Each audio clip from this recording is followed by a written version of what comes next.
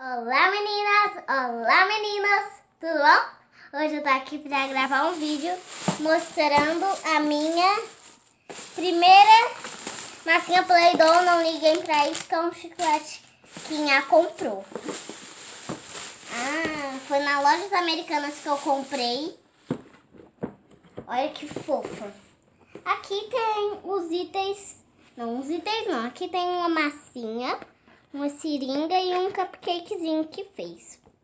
Aqui, Play-Doh Plus, que é a textura mais macia e é Aqui, ó. Tem e embaixo. é ainda mais fácil de Aplicar. Você está gravando o vídeo com a ajuda de... E eu estou gravando o vídeo com a ajuda de Nha. Aqui tem o nome Oi, pessoal. E aqui tem o nome Play-Doh. Um bolinho feito e... Aqui, isso mesmo.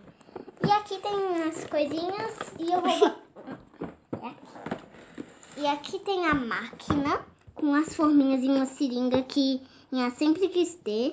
Uma colherzinha, essa espátula, esse rolo e 4 massinhas. E agora vamos abrir. Preciso de uma tesoura. Aqui, ó. Olha aqui. Tem esse negocinho pra botar as 2 massinhas. Um monte de molde aqui. Tem isso daqui.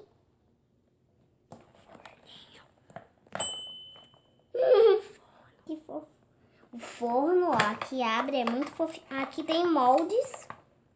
Já. Aí. O rolinho, ó.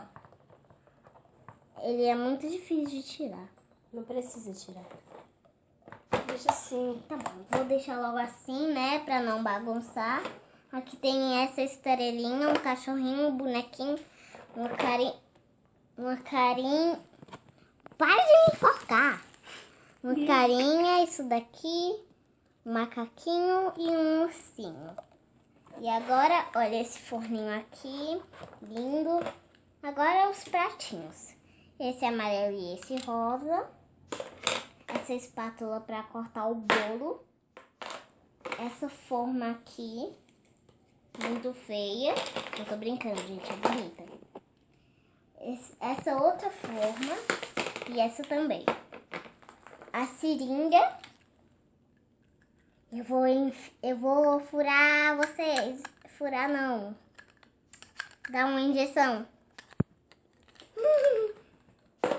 Uma colherzinha. E o manual. Mas já montou tudo. E as massinhas que são muito fedidas.